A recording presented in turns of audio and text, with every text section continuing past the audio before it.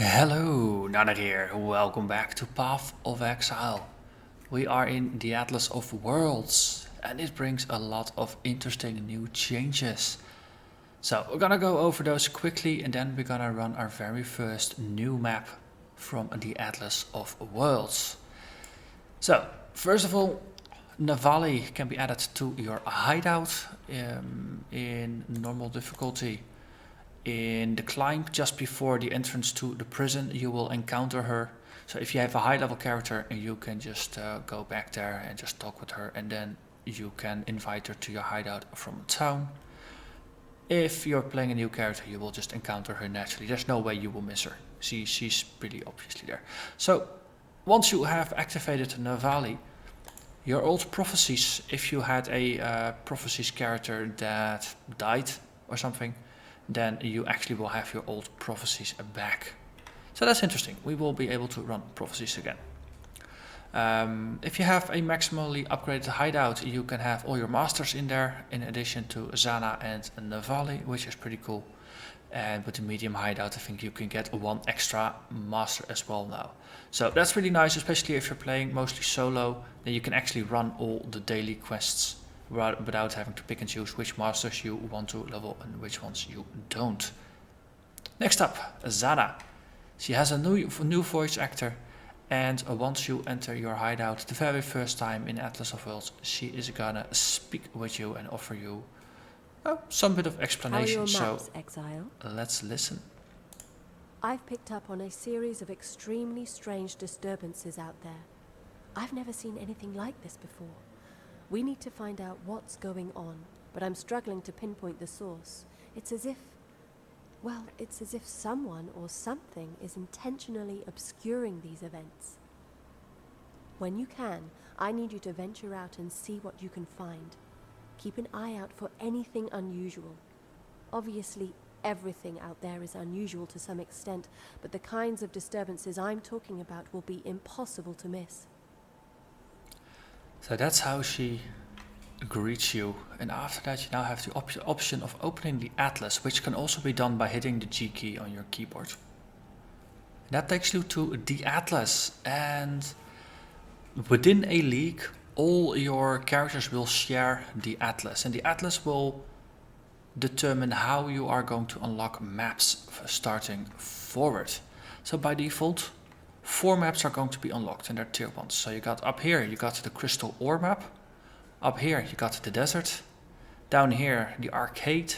And down there, Jungle Valley. And once you complete it, it will unlock all adjacent maps. And outside of maps, only these 4 tier 1 maps can drop. And inside of maps, I think all the maps can drop that you have unlocked in addition to the maps adjacent to where you are playing. So if you're playing here you can see it, you got the Arcade, and then there's a path leading up here to the Ghetto. So if you're playing on the Arcade map, you have a chance of dropping the Ghetto map while playing, even if you haven't actually unlocked the Ghetto yet. So this is something that you can potentially use in order to determine what maps will appear, or what maps you will find frequently versus which you don't. And once you complete the bonus objective, most of the time it's killing the boss, but sometimes there are maps that don't have a boss, and there you have to just loot a specific treasure chest, a unique treasure chest. That will unlock the map, and after that they will start dropping everywhere. And every map you complete will give you a completed bonus objective, which has a chance of increasing the map drop tier by 1. And once you have over 100 maps are completed, you actually have a chance of upgrading it twice instead of just once. So the mapping system, it looks completely different, but it still functions roughly the same way. It just determines what is gonna drop. So also, we have new maps. We have a Crystal Ore map now, which is nicely round. And if you compare that with the old maps, the old maps are still there, they're all square.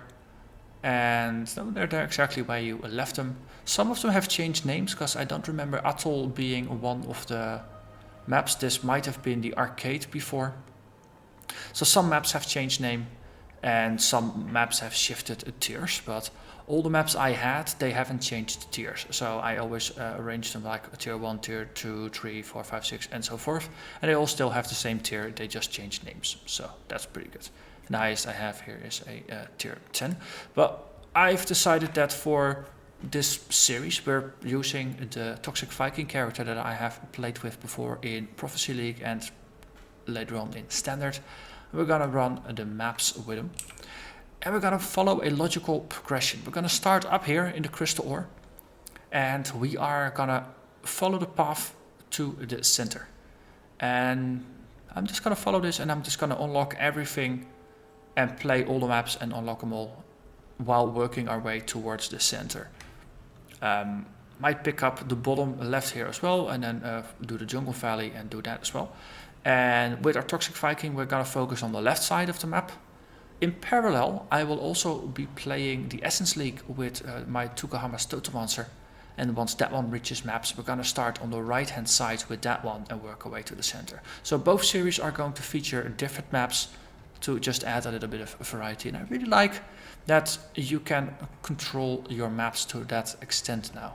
So without further ado, let's craft something nice on top of this. So of course we're gonna chisel this, and for the tier 1 maps, or no, not the, for the regular maps, the white maps, which leads up to about like tier 6, tier 7, you only need to complete them on magic or better in order to unlock them.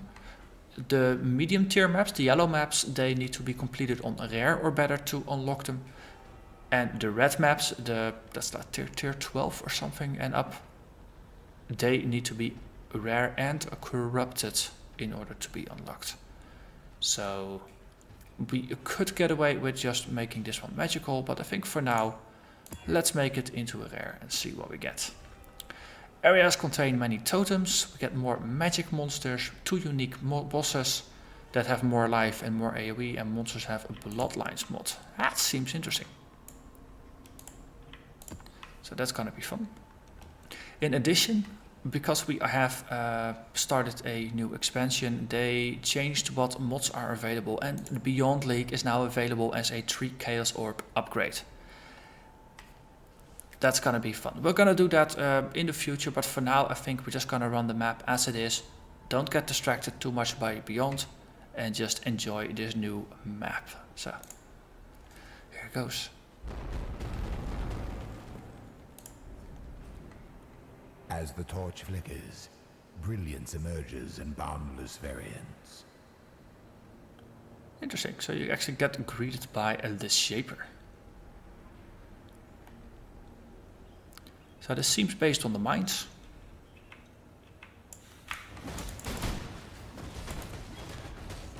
And of course it's level 68, that should be good. We are level 72. No, we're not too far ahead of the content. This is a pretty reasonable level to start mapping. So things are pretty good.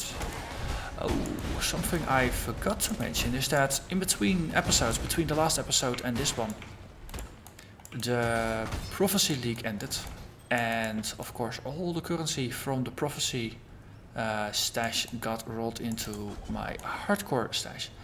And via a suicide character courier, I moved all that currency over to the Standard League. Where is the exit? So I had my a couple of extra exalts that I could use, and I upgraded our gear a little bit. So we're now sporting this lovely Cherubim's Maleficence, which doubled our armor and evasion rate and gave us a bit of extra life. And then I just had to trade for a couple of new rings in order to sort out my resistances. Ah, there's a stairway here. So they didn't take the opportunity to focus on improving the legibility of the minimap, which is ironic considering this is an expansion focused on maps. But that's the only nitpick I can find. So far I am really liking the changes that have been made for this league, or for this expansion rather. Oh, from little things like the new loading screens that just look a lot better. Ooh, Jungle Valley, it's another round map. So you only find round maps now, as far as I understand. Also, the skill tree. You now have a little bit of character art here for the character you are playing. And a question I raised while playing my Marauder was, does the art change if you have an Ascendancy class? The answer seems to be no. This is just a standard Duelist. And even though I am a Gladiator, the art didn't change. So that's one answer already there. Legacy of Zeal.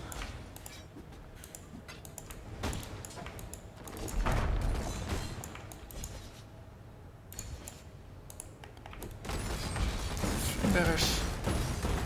Once we kill things, let's get the heck out of there. Because it usually hurts quite a bit. Oh, and there's a couple more bears.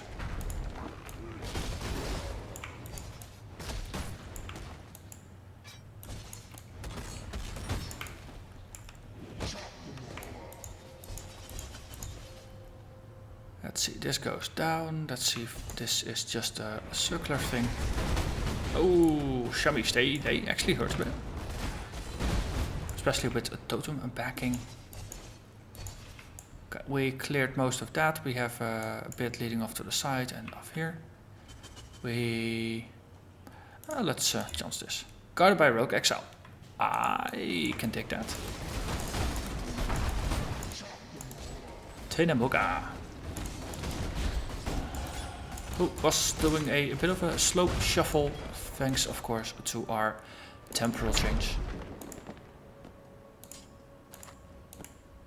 Yeah, we do pretty well. So, finally we can just assign a skill point and reset our right to the passive tree, because I'm still happy with this build.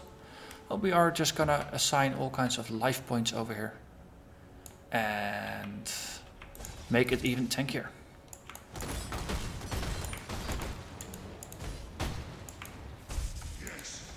Shrouded ones. Teleporter totem. That's also kind of funny. It's one of the few totems that actually moves, the teleporter totem. And a silver coin. Awesome.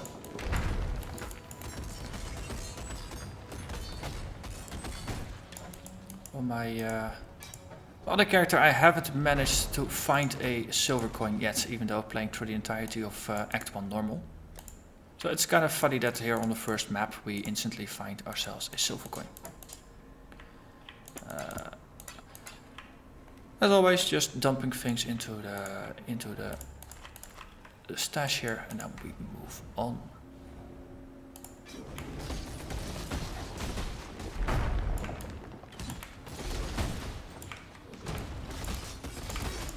This is elemental reflector.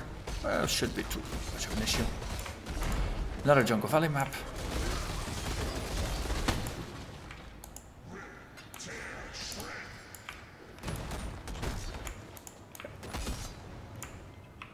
So what's our increased chance of finding stuff?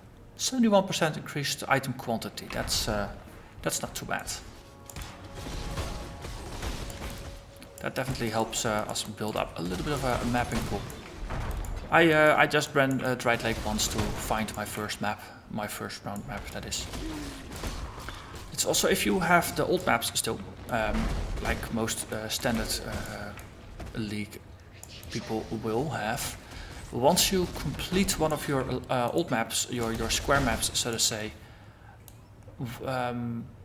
they should unlock a path from the nearest starting node to that node. So you actually get a couple of map unlocks for free, if you so choose.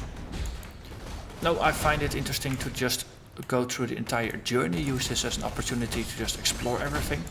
But if you are really just itching to play the endgame content, if you want to defeat the Shaper and its guardians, and you already have a bunch of high-level characters and a lot of high-level maps, just running your high-level maps and defeating the bosses according to the conditions. So if they are yellow maps, you need to have rare maps. If they are red maps, then they need to be yellow and corrupted. But by running those, you can drastically speed up just how far you get into the maps. So it seems the devs did think things through rather well there. Because it would have been very easy to just force everybody to just unlock all the maps from start. So that even if you are used to running like 10 tier 12 plus maps, they would still force you to grind through all the tier 1 through 11 maps in order to get back to where you were. Fortunately they didn't, so that's nice. I really like the choice they made there. And explodes. Okay, we can do that. We'll just step aside. Flying goats. I really like Jack the Axe. Ooh, Blessed Orb. You might have noticed that my character hasn't been saying anything for a while. That's because in the new sound settings you can disable gameplay event voices. So my interpretation of that is that your character will finally just shut up and stop making witty remarks every time they have the opportunity to do that. So instead you can listen to my personal witty remarks. Or something along those lines. But it seems it doesn't silence the axe, but no, for me I am now I cranked up the dialogue volume, so the NPCs in town, they can tell their story and you can listen to them and it's good. But you don't have your character just making random sounds all over, because after a while your character sounds do get annoying. So we found a factory map, that's a tier 2. Nice. So that means factory is adjacent to this one, because otherwise it shouldn't have been able to drop, because I haven't unlocked anything besides the starter ones. So one thing I am curious about is how things are going to interact with Zana maps. If they are gonna unlock anything at all, or if they will just be their own thing that is completely unrelated to the Atlas. Because those Zana maps are maps too, though they tend to roll at different tiers than you would normally play them. And I only remember reading speculation of the community, but not reading a definitive answer by the devs, so time will tell what is gonna happen there. So after I run this map, I'm actually gonna do my Zana daily quest. I really wanted to wait with doing anything map related until I had at least recorded this first episode. And then, but next episode we shall see. Because if there is an unlocked map or a unlocked thing on the map where it's not supposed to be, then that is the courtesy of the Zana map.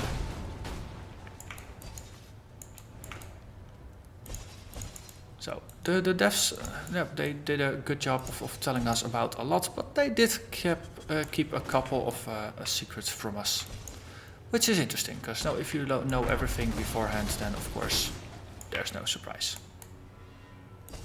Let's backtrack a little bit, because I got a feeling that the map is slightly directional.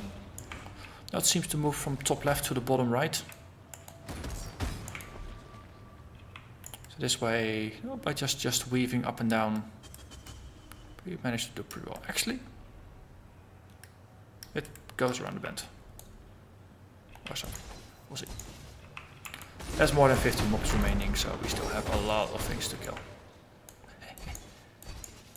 One of them teleported and never actually got to his destination. More stuff.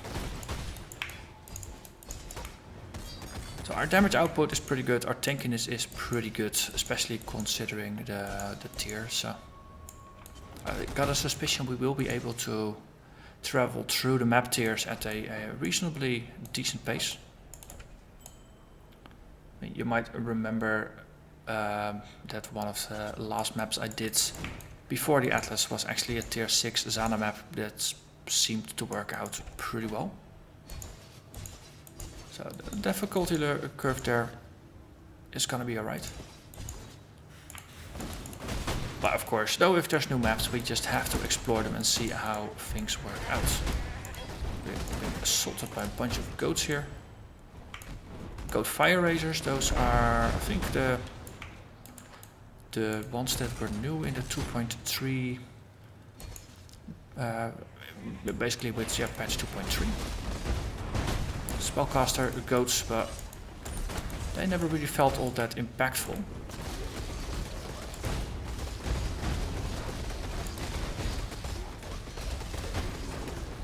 Okay, so we've ground them down quite a bit, but maybe we should kill the totem in here that makes them immortal. Just a little bit of a personal suggestion. And then let's portal to town and to empty our pockets.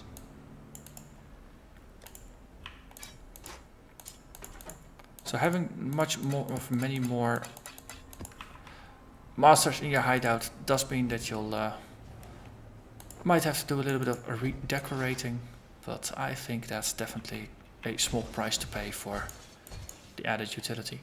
Especially once you got all your masters to level 6, then you can take advantage every day of your of their ability to craft some currency at a slightly discounted rate, which is interesting.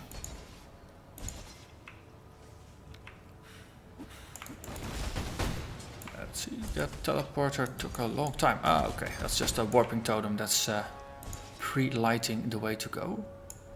This seems like a different texture, might mean there's a boss nearby. Also interesting, trunk is all by itself. And there is an arena there, so let's walk around a slight bit so we save the boss fight for last.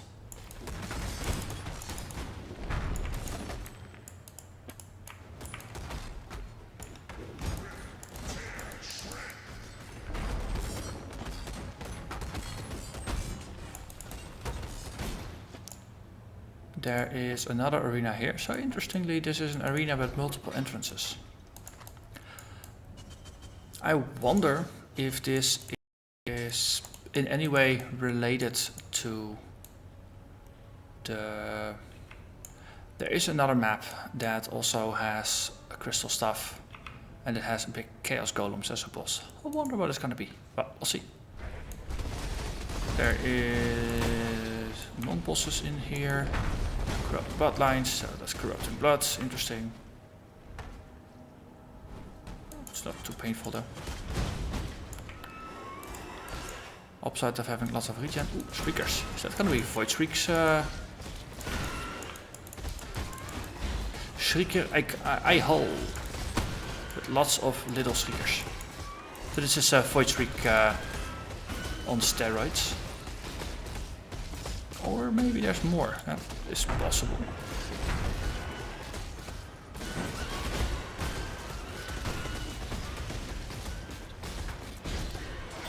Okay. Multiple of those, their damage definitely stacks. I think I killed you. So why is there another one of you? Do you have multiple lives?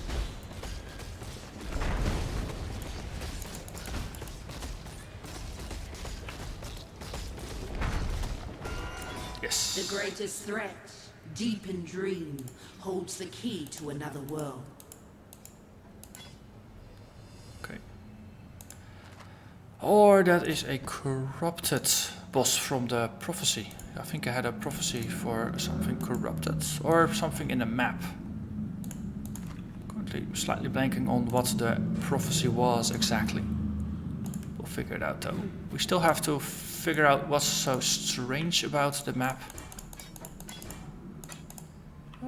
Maybe we should put everything in. Getting a lot of factory maps here. That's good. We got multiple portals remaining, so that's also good. Search the maps for strange disturbances. That's the quest we got. Interestingly... it's Act 3 of course, because technically the labyrinth is part of the Eternal Laboratory, or the maps are. So it's here.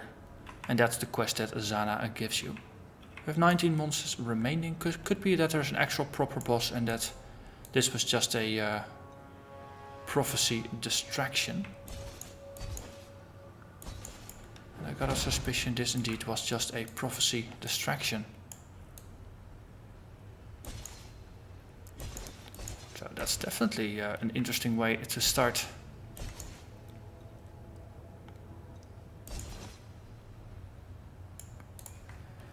Arena. Okay, regular mobs again.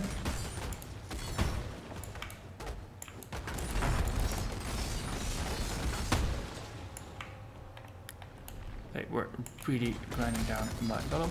Breaker to rule. Ooh, that's Hammer Mash on steroids. That's interesting. This is burning ground. Yep.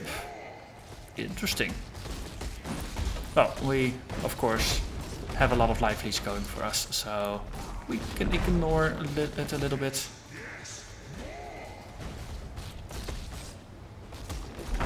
And that is Breaker to rule. Another factory map.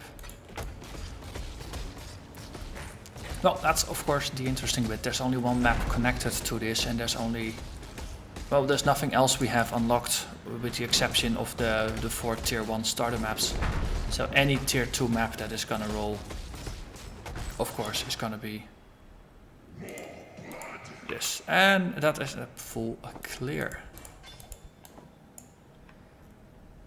So let's have a look. Hit G, press the map. We have one completed. Now it says a checkbox, so the bonus has been completed. And next up is indeed the factory. So you know what's gonna happen next episode? We're gonna run the factory because we have so many maps. We have to do something with it.